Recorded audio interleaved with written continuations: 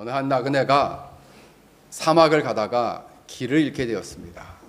그런데 사막을 가다가 길을 잃게 되니까 이리저리 방황하다가 이 사막에서 먹던 물이 떨어지고 말았어요. 해는 뜨겁고, 그죠? 페낭 날씨처럼 막 너무 뜨거운 태양이 내리쬐는데 물은 떨어졌어요. 그리고 어디 물 마실 데가 없어요.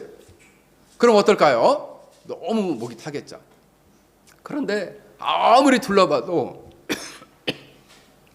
갑자기 목사님 목이 메이네. 아무리 둘러봐도 물을 찾을 수가 없는 거예요. 그러다가 거의 죽을 지경이 되었는데 저 멀리 보니까 조그마한 오두막집이 하나 있었습니다. 근데 가까이 봐보니까 이 오두막집이 너무 오래돼가지고 막 지붕도 그냥 거의 있는 둥 없는 둥 하고, 그리고 다 낡아 빠졌어요. 그래서 여기 뭐 마실 것이 없나 이렇게 보니까 저 그 마당 앞에 펌프 우리 어릴 적에 그걸 작두라고 했는데 이렇게 막 펌프질을 하면은 물이 나오는 그 펌프가 있는 거예요. 그래서 아이고 여기 물이 있나 하고 가서 이 펌프질을 막 했어요. 그런데 그냥 끽끽 소리만 나고 물이 나오질 않는 거예요. 이거 이 펌프가 있으면 무슨 소용이 있나, 물이 없는데. 그러다가 이제 오두막으로 이렇게 가다 보니까 마침 이 주전자가 하나 있는 거예요. 그래서 이 주전자 뚜껑을 열어보니까 물이 있어요. 물이. 근데 이 주전자에 이렇게 쓰여 있는 거예요. 이 물 주전자의 물을 모두 사용해서 펌프질을 하십시오. 그리고 떠나기 전에 다시 이 물 주전자를 가득히 채워 놓으십시오. 이렇게 써 있더라 이거예요. 그래서 이제 이 나그네가 고민을 했어요. 어떤 고민이냐? 이 물이 좀 더럽기는 하지만 이 물을 그냥 먹고 살 거냐? 아니면 이 물을 못 먹을 뻑 잡고 펌프에 다 부어서 펌프질을 할 거냐? 자, 여러분들은 어떻게 할 것 같아요? 자, 손 한번 들어보자. 나는 그냥 그 자리에서 물을 먹을 것 같다 하는 친구 손 들어보세요. 한 사람, 두 사람, 유찬이 세 사람, 우리 강민이 네 사람. 나는 그냥 펌프에 물을 싹 다 부을 것 같다 하는 친구 손 들어보세요. 많이 있네. 우리 친구들 선택처럼 많은 친구들이 선택한 것처럼 이 나그네는 이 주전자에 있는 모든 물을 펌프에 다 부었습니다. 그리고 열심히 펌프질을 했습니다. 처음에는 끽끽 소리 나면서 아무 일도 일어나지 않는 거예요. 근데 쉬지 않고 열심히 펌프질을 했더니 물이 조금씩 나오기 시작했어요. 그러다가 물이 점점 많이 나오면서 콸콸콸 나오기 시작했어요. 그래서 그 물을 주전자도 담고 그리고 배가 터지도록 물을 마셨습니다. 그래서 살게 되었다라는 거예요. 여러분, 그러면서 나중에 이제 이 주전자에 물을 가득히 채워놓고 이 사람이 이렇게 글을 썼어요. 뭐라고 썼느냐? 정말 잘 될 것입니다. 저를 믿으시고 당신은 이 펌프에 물을 다 쏟으시면 모든 것을 얻을 수 있을 것입니다. 라고 이 주전자에 글을 써놨습니다. 여러분, 우리가 인생을 살아갈 때 우리 친구들은 이제 아직 어리지만 앞으로 이제 살아갈 날이 많아요. 이제 인생을 살아가게 될 때 인생은 매 순간마다 선택해야 할 시간이 많이 있다는 거예요. 자, 인생에는 뭐가 많다고요? 자, 우리 하준이 선택, 무언가를 이렇게 선택해야 할 순간들이 계속해서 온다는 거예요. 근데 목사님 생각할 때는 이 선택에는 하나님의 은혜가 꼭 필요합니다. 그래서 신앙에 있어서도 선택의 순간이 온다는 거예요. 오늘 말씀의 제목처럼 떠날 것이냐 따를 것이냐, 이 선택의 순간이 온다라는 거예요. 주님을 믿고 살 것이냐 아니면 주님을 떠나서 마음대로 살 것이냐. 오늘 예수님을 따르는 제자들이 나옵니다. 이 제자들도 이런 선택을 하게 되는데 어떤 선택을 하는지 오늘 말씀을 통해서 살펴보도록 하겠습니다. 그러면서 여러분들의 인생에 있어서, 믿음에 있어서는, 신앙에 있어서는 어떤 선택을 하며 살아가야 할지를 진지하게 생각할 수 있기를 주의 이름으로 간절히 축원합니다. 예수님께서는 가버나움 회당에서 내가 바로 생명의 떡이다, 내게로 오는 자는 결코 줄이지 않고, 그리고 나를 믿는 자는 결코 영원히 목마르지 아니할 것이다 라고 말씀하셨습니다. 그러면서 내 아버지의 뜻이 계신데, 내 하늘에 계신 아버지의 뜻은 아들을 보고 믿는 자마다 영생을 얻게 하는 것이고, 마지막 날에 그들을 살리는 것이다. 그래서 생명이라는 건 두 가지예요. 지금 예수님을 믿고 영생을 얻는 것이고, 마지막 날에 다시 하나님이 그를 살리신다라는 거예요. 근데 유대 사람들은 생각했습니다. 유대인들, 예수님을 따라왔던 수많은 사람들이 있었어요. 그리고 그 사람들은 유대인들이었어요. 그리고 예수님의 제자들도 많이 있었습니다. 근데 그들 가운데 수군거리기 시작했어요. 아니, 예수님이 하늘에서 내려온 떡이라고? 아니, 예수님은 요셉의 아들 아니야? 일명 하늘빵 논쟁이에요. 하늘빵 논쟁. 예수님이 하늘떡이냐? 어떻게 예수님이 하늘떡이냐? 저분은 요셉의 아들 아니냐? 그러면서 사람들이 수군수군 하는 거예요. 사실 이 요한복음에 보면 빌립이라는 예수님의 제자가 나옵니다. 이 빌립은 지혜라, 기대지 말고 딱 똑바로 앉아. 이 빌립은 예수님에 대해서 이렇게 고백해요. 모세와 여러 선지자가 기록한 그 이가 바로 당신이십니다. 이렇게 고백해요. 빌립의 전도를 받은 제자 중에 나다니엘은 예수님은 하나님의 아들이시고 이스라엘의 왕이십니다 라고까지 고백을 합니다. 그리고 예수님께 이 오병이어의 떡을, 보리떡 5개와 물고기 2마리를 가지고 떡과 이 물고기를 얻어먹은 사람들은 이분은 바로 세상에 오신 선지자다 이랬어요. 그래서 예수님이 아니다, 나는 하늘에서 내려온 떡이다 그랬어요. 떡이다. 그러니 사람들이 수군거리기 시작했어요. 그러면서 예수님이 너희는 서로 수군거리지 말아라. 나를 보내신 아버지께서 이끌어주지 않으시면 그 어떤 사람도 내게로 올 수 없다. 사실 여러분들이 오늘 이 페낭 열린교회 와 있는 것도 여러분들이 막 선택해서 온 것 같지만 사실은 하나님이 보내주신 거예요. 할렐루야. 하나님이 보내주시지 않으시면 예배당에 나오기 힘들어요. 우리 페낭 열린교회 이 교회를 들어오는 이 교회 문턱이 별로 높지 않거든요. 근데 이 문턱 넘어서 오기가 정말 생각보다 쉽지 않아요. 하나님이 보내주셨기 때문에 올 수 있다 이거죠. 그런데 이 사람들은 예수님을 육신적으로만 봤어요. 사람들은 예수님을 육신적으로 보고 저분은 하늘에서 내려온 떡이 아니라 요셉의 아들이다. 근데 뭐 어떻게 하늘에서 내려온 떡이냐. 이때 예수님은 51절에 이렇게 다시 말씀하십니다. 나는 하늘에서 내려온 살아있는 떡이다. 누군지 이 떡을 먹는 사람은 영원히 살 것이다. 내가 주는 떡은 세상에 생명을 주는 내 살이다. 세상에 생명을 주는 내 살이다 라는 거예요. 살. 뭐라고요? 살. 나 살 있다 하는 친구 손 들어보세요. 살 있어? 손 내리세요.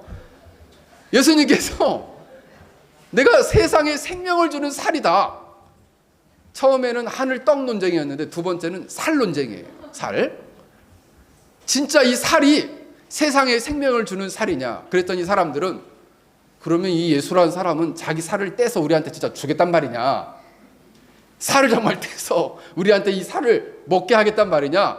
피를 줘서 우리로 하여금 예수님의 피를 먹게 하겠단 말이냐? 라고 사람들은 생각했다는 거예요. 그러면서 수군수군하며 논쟁하였습니다. 이때 예수님께서 말씀하십니다. 내가 진실로 너에게 말한다. 너희가 인자의 살을 먹지 않고 인자의 피를 마시지 않으면 너희 안에 생명이 없다. 누구는 내 살을 먹고 내 피를 마시는 사람은 영생이 있고 그리고 내가 마지막 날에 살릴 것이다. 내 살이야말로 참된 양식이고 내 피야말로 참된 음료로다. 누구든지 내 살을 먹고 내 피를 마시는 자는 내 안에 그가 있고 나도 그 안에 있다. 살아계신 아버지께서 나를 보내셨고 내가 아버지 때문에 사는 것처럼 나를 먹는 사람은 나 때문에 살 것이다. 그러므로 나는 하늘에서 내려온 떡이다. 너희 조상들인 광야에서 먹고도 죽은 그런 만나와 같은 떡이 아니라 이 떡을 먹는 사람은 영원히 살 것이다. 예수님께서 갑자기 살 논쟁으로 가셨어요. 그랬더니 진짜 살을 주냐? 사실 예수님께서 말씀하신 살을 주겠다, 그리고 피를 마시게 하겠다는 말은 어떤 의미일까요? 그 말은, 현진아 잘 집중해. 응? 예수님의 살과 피를 먹고 마시게 하겠다는 것은 예수님께서 우리가 하나님 앞에서 범죄한 모든 죄를 대신해서 저 십자가의 고난을 받고 살을 찢고 피를 흘려주심으로 말미암아 대신 형벌을 받으시고, 대신 형벌을 받는 대신에 우리에게 영원한 생명을 주시겠다는 거예요. 우리의 모든 죄를 씻고 덮으셔서 우리의 모든 죄를 없애주시고 우리에게 영원한 생명을 주시겠다는 거예요. 어디에서 대신 예수님께서 형벌을 받으시겠다는 거예요? 어디에서? 우리 연재. 어디에서? 자, 우리 하준이. 어디에서 예수님이 형벌을 받으셨어? 영원한 생명? 다율이 십자가에서 형벌을 대신 받으셨다. 그럼으로써 살을 찢고 피를 흘려주심으로써, 살을 찢고 피를 흘려주시고 대신 형벌을 받으시는 것을 뭐라고 표현하냐면 내 살을 먹고 내 피를 마시는 것으로 표현하신 거예요. 그럼으로써 예수님은 우리에게 영원한 생명을 주시겠다 말씀하신 거예요. 그러므로 우리는 예수님이 나를 대신하여 십자가에 죽으시고 대신 살을 찢으시고 피를 흘려주신 구원주이시여 하나님의 아들이라는 사실을 믿게 될 때, 믿음으로 받게 될 때 우리가 영원한 생명을 얻게 되는 것이에요. 이러한 사실을 사람들은 깨닫지 못하고 정말 예수님이 살과 피를 우리에게 주어 먹게 하고 마시게 하겠느냐라면서 사람들은 논쟁했다는 거예요. 그러면서 사람들은 이제 이때 반응하게 됩니다. 이 말을 듣고 이렇게 얘기를 합니다. 수군거리면서 이 말씀은 너무 어렵도다. 누가 들을 수 있느냐?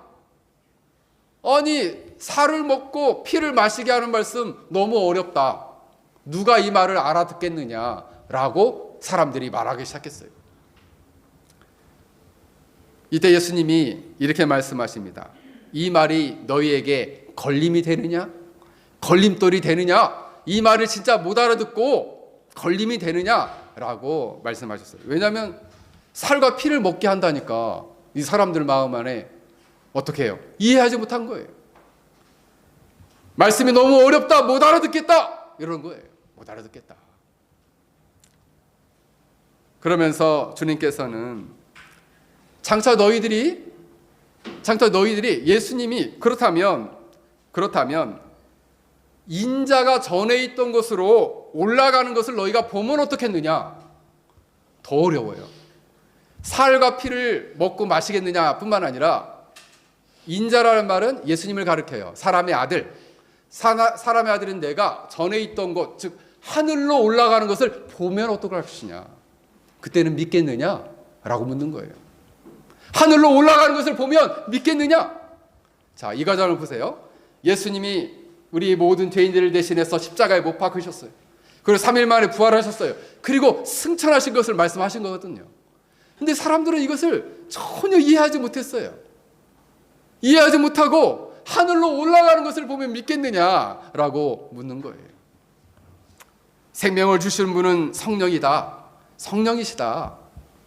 바로 이렇게 승천하신 다음에 예수님의 영이신 성령을 보내주실 거라는 거예요. 그때 여러분들에게 생명이 임할 것이다. 너희들에게 생명을 그분이 주실 것이다. 사람의 힘, 사람의 육신으로는 할 수가 없다. 생명을 얻는 일은 이라고 말씀을 하셨던 것입니다. 이때 사람들은 그러면서 예수님 말씀하셔요. 그러나 너희 중에 믿지 않는 사람들이 있다. 이렇게 예수님이 고난을 받고 하늘로 올라가시고 성령을 보내실 것을 믿지 않는 사람이 있을 것이다. 미리 아시고 말씀하신다는 거예요. 여러분, 사실 예수님을 따르는 사람들은 많은 사람들이 있었어요. 근데 예수님을 따르는 제자들이라고 불리는 사람들이 다 똑같은 사람들이 아니에요. 12 제자도 있었지만 그냥 예수님을 따라간 사람도 있어요. 왜 따라갔느냐? 내 친구가 가더라고요. 그래서 따라갔어요. 아니 거기 가면은 떡을 준다더라고요. 떡을. 그래서 떡 먹으러 온 사람도 있어요. 거기 가면은 병도 고쳐준대요. 그 사람이. 그래서 병 고쳐주기 때문에 그 예수님에게 나온 사람도 있었어요. 그런데 여러분, 병 고치기 위해서, 기적을 위해서, 빵을 먹기 위해서 온 사람들은 다 예수님이 앞에서 예수님의 제자라고 불리기 시작했다는 거예요. 그런데 예수님 그들을 향해서 뭐라고 하느냐? 너희 중에 믿지 아니하는 자가 있다. 우리가 교회에 다 나오지만 이렇게 주일날 하면 교회에 나와서 함께 예배드리고 찬양 부리고 하나님께 영광을 돌리지만 우리 중에도 여전히 믿지 아니하는 자가 있을 수 있다는 거예요. 교회에 오랫동안 나와서 예수님 앞에 오랫동안 나와서 예수님의 말씀을 들어도 죄를 회개하거나 마음에 감동을 받거나 그 영혼이 변화되지 않는 사람이 많이 있다는 거예요.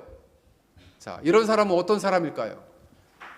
그 마음 안에 회개도 없고, 죄에 대한 회개도 없고, 예수님에 대한 믿음도 없고, 아직 질문 다 안 했어.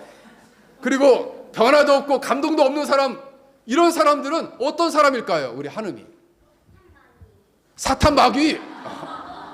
사탄 마귀라서 회개하지 않는다. 사탄 마귀다. 또 다른 친구, 이런 사람은 어떤 사람일까요? 우리 강민이 하품을 크게 하고 있는데, 자, 우리 중등부에서 한번 얘기해보자. 우리 현진이 선택받지 않은 사람. 어려운 교리가 나왔네. 선택받지 않은 사람이다, 이 사람은. 우리 고등부, 우리 제이슨, 이런 사람 어떤 사람이에요? 교회에 와서 회개하지 않고 변화되지 않고 마음에 감동이 없는 사람, 어떤 사람이에요? 믿음이 없는 사람. 믿음이 없는 사람, 맞습니다. 회심하지 않은 사람이에요. 회심하지 않은 사람. 옆에 사람을 가리키지 말고 회심하지 않는 사람. 믿음이 없는 사람이에요. 왜? 아무런 변화가 일어나지 않아요. 너희 중에 아직도 믿지 아니하는 자가 있다. 주님은 알고 계셨어요. 그래서 교회 안에는 그렇게 믿음이 순수한 사람이 있고, 믿음은 순수하지만 아직 성숙하게 성결하게 성장하지 못한 사람이 있을 수 있고, 아직 회심하거나 중생하지 못해서 이렇게 믿음이 없는 사람이 있을 수 있다는 거예요. 히브리서 12장 15절에서 16절에 이렇게 말씀합니다. 너희는 돌아보아 하나님의 은혜에 이르지 못하는 자가 있는가 두려워하고, 하나님의 은혜에 이르지 못하는 자가 있는가를 두려워해라. 또 하나, 또 쓴뿌리가 나서 괴롭게 하고 많은 사람이 이로 말미암아 더러움을 입을까 두려워하라. 사람 중에는 쓴뿌리가 나서 여러 사람을 괴롭힌다는 거예요. 그래서 더러움을 입힌다는 거예요. 이런 사람을 두려워하라. 그리고 음행한 자와 혹 한 그릇의 식물을 위하여 장자의 명분을 판 에서와 같이 망령된 자, 이 망령된 자라는 것은 정신이 흐려지고, 그리고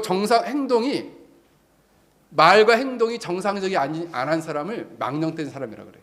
그러니까 정신이 좀 흐려져서 그냥 함부로 행동하는 거예요. 이런 사람이 있을까 두려워하라. 여전히 교회 안에 음행한 자도 있고, 이런 망령된 자도 있고, 은혜에 이르지 못한 자도 있다는 거예요. 쓴뿌리가 나서 여러 사람을 괴롭히는 사람도 있다는 거예요. 이런 사람들을 두려워하라. 그런 사람이 되지 않도록 두려워하라. 할렐루야. 여러분들은 그런 점에 있어서 이런 사람들은 어떤 사람일까요? 성경에서 말하는 가라지와 알곡에 있어서 가라지와 같은 사람이다. 알곡처럼 보이지만 그는 알곡이 아닌, 아직 믿음이 없는, 믿음이 있지 아니한 그러한 가라지와 같은 사람입니다. 여러분들은 알곡입니까? 가라지입니까? 여러분들이 참된 믿음을 갖는 그런 알곡들로 주님 앞에 발견되길 주의 이름으로 간절히 축원합니다. 예수님께서는 계속 말씀하십니다. 하나님 아버지께서 자기 백성을 내게 오는 것을 허락하지 아니하면 아무도 올 수 없다. 그때 66절에 아주 중대한 일이 일어나게 돼요. 나 예수님 말씀 못 알아듣겠다. 나 알아듣지를 못하겠다 하면서 그때부터 그의 제자 중에 많은 사람이 떠나가고 다시 그와 함께 다니지 아니하니라. 사랑아, 잘 앉아있자. 그때부터 그의 제자 중에 많은 사람이 떠나가고 다시는 그와 함께 있지 아니하더라. 여러분, 제자 중에 많은 사람들이 알아듣지 못하고 믿음이 없어서 주님의 곁을 떠나갔다는 거예요. 근데 저는 성경 중에서 이 부분이 조금 충격적이었어요. 왜 충격적이냐? 제자라 불렸거든요. 제자라 불렸는데 그 제자가 떠나가서 다시는 돌아오지 않았대요. 우리는 보통 제자라면 떠나가더라도 다시 돌아올 거라고 생각하는데 돌아오지 않았다는 거예요. 근데 이 사람이 적은 숫자가 아니라 대부분의 사람들이었어요. 그가 어떻게 하늘에서 내려온 떡이냐? 그가 어떻게 우리에게 살과 피를 먹고 마시게 하겠느냐? 그러면서 나 못 알아듣겠다 하면서 다 떠나갔다는 거예요. 그래서 주님을 떠나간 이 유대인들과 예수님의 제자들의 공통점이 있어요. 이 공통점은 무엇이냐면 예수님의 말씀을 들으면서 이해하지 못하고 불평거리며 수군거렸다는 거죠. 여러분, 하나님 말씀을 들으면서 이해하지 못하는 사람은 말씀이 심기지 않는 사람이에요. 말씀이 심기지 않는 사람은 믿음이 생기지 않습니다. 믿음이 생기지 않는 사람은 주님을 떠나는 거예요. 왜 주님을 떠나겠어요? 믿음 없어서 떠나는 거예요. 그들은 생각했습니다. 예수님은 이처럼 우리에게 먹을 것을 주고 우리를 병을 고쳐주고 기적을 일으키는 걸 보니까 우리가 왕으로 세우면 너무 좋겠다 생각했어요. 근데 예수님은 그 왕 안 하시겠대요. 기대에 못 미쳐요. 그래서 예수님을 떠나는 거예요. 자신이 기대한 거, 여러분 기독교 신앙에 있어서도 여러분이 기대한 바가 있죠. 그 기대한 바가 못 미치면요, 그를 떠나는 거죠. 우리 편안 열린교회 와서도 이 교회가 너무 좁고 답답하다, 기대에 못 미치면 떠날 수 있는 거죠. 그렇지 않나요? 마찬가지로 예수님 앞에 와서도 예수님이 기대에 못 미치니까 예수님을 떠난 사람들이 많이 있었다는 거예요. 그들은 영적인 어두움 아래 있는 사람들이었습니다. 그러니 말씀을 들어도 깨닫지 못하는 거예요. 이름은 예수님의 제자라 불렸지만 이 사람은 일명 껍데기 제자였어요. 표면적인 제자였기 때문에 결국 예수님의 곁을 떠났다라는 겁니다. 그들 안에는 자기를 부인하고 이런 마음이 생긴 거 내가 이렇게 알아듣지 못하도록 나 자신을 부인하고 주님이 지라는 십자가를 짊어지고 주님을 그래도 따라야지, 이런 마음보다는 못 알아듣겠다, 그리고 주님을 떠나버렸다는 거죠. 주님을 떠난 사람들은 예수님의 말씀을 영적으로 예수님의 십자가의 고난과 죽음, 승천, 그리고 성령의 보내심에 대한 전혀 이해를 갖지 못했다는 거예요. 그래서 그 사람들은 일명 배도와 변절의 길에 들어섰다.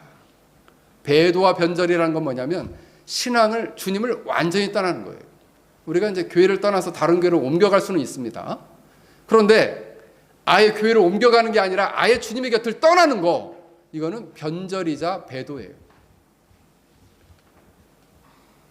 그의 제자 중에 많은 사람이 떠나가고 다시는 그와 함께 다니지 아니하였다. 근데 여러분, 이 사람이 남은 사람이 매우 적었어요. 떠난 사람이 훨씬 많았어요. 제가 생각할 때는 한 95% 이상 떠난 것 같아요. 95%. 정말 소수의 손가락으로 뽑을 사람만 딱 남은 거예요. 저는 여러분들이 이 손가락으로 뽑을 사람이 되기를 주의 이름으로 간절히 축원합니다. 떠났단 말이에요. 주님을 변절하고. 근본적인 원인은 그들에게는 참된 믿음이 없었습니다. 주님이 어떠한 분이시라는 것에 대한 확실한 지식이 없었어요. 이분의 말씀이 우리에게 영생과 생명을 주는 말씀이라는 올바른 확실한 지식이 없었어요. 그리고 이분을 말미암아 이분을 믿게 될 때에 죄사함과 영원한 의와 영원한 구원과 생명을 얻게 된다는 견고한 신뢰가 없었습니다. 예수님의 말씀을 들을 때에 성령께서 그 복음을 가지고 그 영혼 안에 놀랍도록 영적인 변화를 일으키는 그 영적인 변화가 없었다라는 거예요. 그래서 주님의 곁을 떠났다는 거예요. 주님을 변절하고 배신하고 떠났다는 거예요. 사랑하는 성도 여러분, 여러분들은 참된 믿음이 있습니까? 예수님이 누구이시고, 그리고 예수님의 십자가의 죽음과 부활이 누구를 위한 것이고, 그리고 예수님이 하신 말씀이 무엇인지를 잘 이해하고 있느냐라는 거예요. 하나님의 말씀을 잘 이해하고 그 말씀으로 말미암아 그 영혼이 변화되고, 그 말씀으로 말미암아 그 진리가 그 영혼 안에, 그리고 생각 안에 이해되고 그 영혼 안에 심기는 사람은 참된 믿음을 갖게 된다는 거예요. 그 참된 믿음이 없는 사람은 이처럼 주님을 떠나갔다라는 것입니다. 사랑하는 성도 여러분, 장차 여러분들은 주님을 변절하거나 주님을 배도하거나 주님을 떠나는 자가 되면 안 됩니다. 여러분들이 주님을 이해할 뿐만 아니라 주님이 누구이시고 주님의 말씀이 무엇인지를 잘 깨달아갈 수 있는 참된 신자들이 되길 주의 이름으로 간절히 축원합니다. 이때 예수님은 12 제자를 향해서 이렇게 말씀하십니다. 너희도 가려느냐? 남아있는 그 12 제자에게 말씀하시는 거예요. 너희도 갈 것이냐? 너희도 떠날 것이냐? 원문을 해석해 보면 이런 말씀이에요. 너희도 가버리는 것을 원하는 것은 아니지? 그렇지? 라고 물으신 거예요. 너희도 가려느냐? 이때 베드로가 너무 놀라운 고백을 하게 됩니다. 주여, 영생의 말씀이 여기 있는데 주께 있사오니 우리가 누구에게로 가오리까? 할렐루야! 영생의 말씀이 여기 있는데, 주님께 있는데 우리가 누구에게로 가겠습니까? 이 말은 무슨 말이냐면, 주여, 우리가 누구에게로 떠날 수 있겠습니까? 당신은 영생의 말씀을 가지고 계십니다. 예수님 안에만 참된 영생의 말씀이 있다는 거예요. 예수님을 믿는 사람만 영생에 이룰 수 있는 거예요. 주님을 따라서 떠나는 자 영생에 이룰 수 없어요. 그리고 이렇게 고백합니다. 우리가 주는 하나님의 거룩하신 자인 줄을 우리가 믿고 알았사옵나이다. 주님은 하나님의 거룩한 자이십니다. 이게 구약에서는 하나님의 거룩한 자이다라는 고백이 구약에서는 35번 나와요. 근데 이게 사람에게 쓰인 적이 없어요. 하나님에게만 지칭되는 단어였어요. 그 얘기는 뭐냐면, 나는 예수님이 하나님의 아들이신 걸, 성자 하나님인 것을 믿습니다. 이것을 압니다. 라고 고백한 장면이에요. 너무 놀라운 장면입니다. 바로 이 베드로는 예수님의 정체를 정확히 알았어요. 그리고 그분이 하시는 말씀이 영생에 이르는 참된 말씀인 것을 그는 알았다는 거예요. 그러니 우리가 예수님을 어찌 떠나겠습니까? 라고 말한 것입니다. 여러분, 도마 같은 경우도 요한복음 20장에 보면 나의 주, 나의 하나님 하면서 나의 주, 나의 하나님으로까지 예수님에 대해서 고백을 해요. 그러니 예수님에 대한 정확한 알미 있기 때문에, 그 알므로 말미암는 참된 믿음이 있기 때문에 주님을 떠나지 않았다라는 거예요. 이때 예수님께서는 이렇게 주님을 따르겠다라는, 이제 주님을 따르고 주님만 쫓겠다라는 베드로의 고백 앞에 또 굉장히 무서운 충격적인 말씀을 하셔요. 뭐냐면, 내가 너희 12를 택하였는데 너희 중에는 한 사람은 마귀다. 12명의 제자를 예수님이 택하시고 너희 중에 한 사람은 뭐다? 마귀다. 예서 뭐라고? 마귀다. 마귀다 말했어요. 여러분, 한 사람이 마귀다. 이 사람은 누구였느냐? 가룟 유다였다는 거예요. 가룟 유다를 향해서 이 사람은 마귀다. 그러면 그 사람이 원래 처음부터 마귀였는데 마귀가 가룟 유다 모습으로 나타난 것이냐? 그건 아니에요. 이 어떤 의미냐면, 이 가룟 유다 마음 안에 마귀의 지배를 받아서 마귀의 일을 하고 있는 상태. 그래서 몰래 이 요한이 이 요한복음을 쓰면서 이렇게 썼어요. 그가 예수님을 팔자라라. 예수님을 팔 것을 계획하고 그 일을 지금 행하고 있습니다. 그래서 그가 마귀입니다. 라고 표현하고 있는 거예요. 여러분, 사실 예수님의 제자 중에서 가룟 유다만 예수님을 배신한 건 아니에요. 예수님의 제자 중에서 이 배신자 둘이 있어요. 한 사람은 베드로고 한 사람은 가룟 유다예요. 근데 한 사람은 교회사의 길이 남을 좋은 영적인 지도자로 또 사도로 불리게 되었고, 한 사람은 배신의 대명사가 되었어요. 배신의 대명사인 가룟 유다는 어땠습니까? 가룟 유다는 예수님께서 그를 신뢰해서 이 돈을 회개하는 일을 맡겼어요. 돈을 회개하는 일을 맡겼기 때문에 돈은 딱딱 맞추기만 하면 신뢰를 받을 수 있잖아요. 그래서 나름 신뢰를 얻으면서 본인은 예수님을 따라다닌다고 생각했을지 몰라요. 근데 문제는 뭐냐면 가룟 유다의 마음의 상태였어요. 가룟 유다는 3년 내내 예수님을 따르면서도 예수님이 누구인지 잘 몰랐습니다. 자신은 이 예수님이 이 나라의 왕이 돼서 나라와 민족을 부흥시켜가지고 강대국을 만들면 높은 자리를 하기를 원했던 거예요. 근데 예수님은 그런 왕이 되기는커녕 병든 자나 고쳐주고 귀신이나 내어쫓고 그러다가 갑자기 죽는다고 하시는 거예요. 그렇게 죽을 바에는 차라리 그냥 이분을 갖다 팔자. 얼마에? 은 30에 팔자. 그래서 예수님을 은 30에 갖다 팔았습니다. 팔고 나중에 이것이 가책이 돼서 은 30을 갖다 돌려줘요. 던지면서 돌려줘요. 돌려주고 너무나 그 마음의 양심의 가책이 찔려서 자기 고향에 돌아가서 목을 매달고 죽고 말았어요. 성경에 보면은 목을 매달고 죽었는데 땅에 떨어져서 창자가 터졌다 이렇게 나옵니다. 아주 비참한 죽음을 맞고 말았다는 거예요. 왜요? 이 사람은 살면서 예수님을 따라다니면서 제자라 불렸지만 단 한 번도 예수님이 누구인지를 몰랐고 누구인지를 모르니 예수님에 대한 참된 믿음이 그리고 예수님에 대한 참된 사랑이 그 마음에 없었다는 거예요. 그래서 냉큼 30에 그냥 팔아버렸다는 거예요. 그래서 배신의 대명사로 불리게 되었고 요한은 그를 향해서 마귀다 이렇게 얘기했다는 거예요. 그런데 베드로도 가룟 유다 못지않은 그런 배신을 했거든요. 예수님이 잡혀가자 베드로가 졸래졸래 따라갑니다. 그리고 대세상의 공간 마당 앞에까지 가요. 모닥불을 펴놓고 추우니까 거기 기다리고 있는데 한 요정이 혹시 당신 갈릴리 사람 예수와 함께 다닌 사람 아닙니까? 라고 이 요정이 말해요. 아니 나는 당신이 무슨 말 하는지 잘 모르겠습니다. 그래서 자리를 조금 비켜놨더니 또 한 요정이 또 얘기하는 거예요. 아니 나사렛 예수와 함께 있던 사람 맞아요? 그랬더니 아닙니다 나는 그 사람 모릅니다 하고 또 저 옆에 있었더니 또 한 사람이 당신 말하는 말투를 보니까 갈릴리 사람 예수님이랑 함께 있던 사람 맞구만 이랬더니 성경에 보니까 뭐라 하면 이 베드로가 저주하며 맹세했다 그랬어요. 그 얘기는 뭐냐면 한국말로 치면 내가 예수님을 알면 내 손에 장을 지지겠다 이런 얘기를 한 거예요. 내가 예수님을 알면은 내 손에 장을 지진다 하면서 예수님을 부인했습니다. 나는 절대 그 예수님을 모릅니다 라고 배신을 했어요. 그때 갑자기 닭이 꼬끼요 하고 울었습니다. 그때 예수님이 하신 말씀이 생각났어요.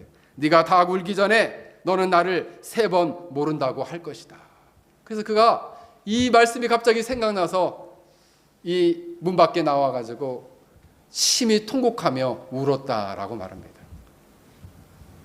이러한 심히 통곡하고 울며 회개하는 베드로를 나중에 예수님께서 부활하신 다음에 찾아가셔서 그에게 손을 내미십니다. 이때 베드로는 그 회복의 손길을 내미시는 예수님의 손을 꽉 붙잡아요. 그리고 내 양을 먹이라 내 양을 치라라는 그 주님의 명령을 따라서 그 명령에 순종하면서 주님을 따르기 시작합니다. 그러면서 그는 또 다른 믿음의 사도의 길을 걷게 되었다는 거예요. 사랑하는 성도 여러분, 여러분은 가룟 유다처럼 주님을 배반하고 떠날 것입니까?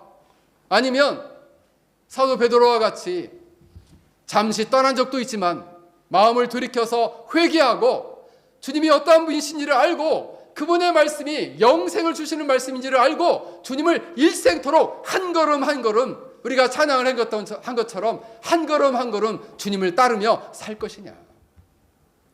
사랑하는 여러분, 어떠한 상황과 어떠한 환경 속에서도 한 걸음 한 걸음 늘 주님과 함께 걸어가는 참된 믿음의 성도들이 되길 주의 이름으로 간절히 축원합니다.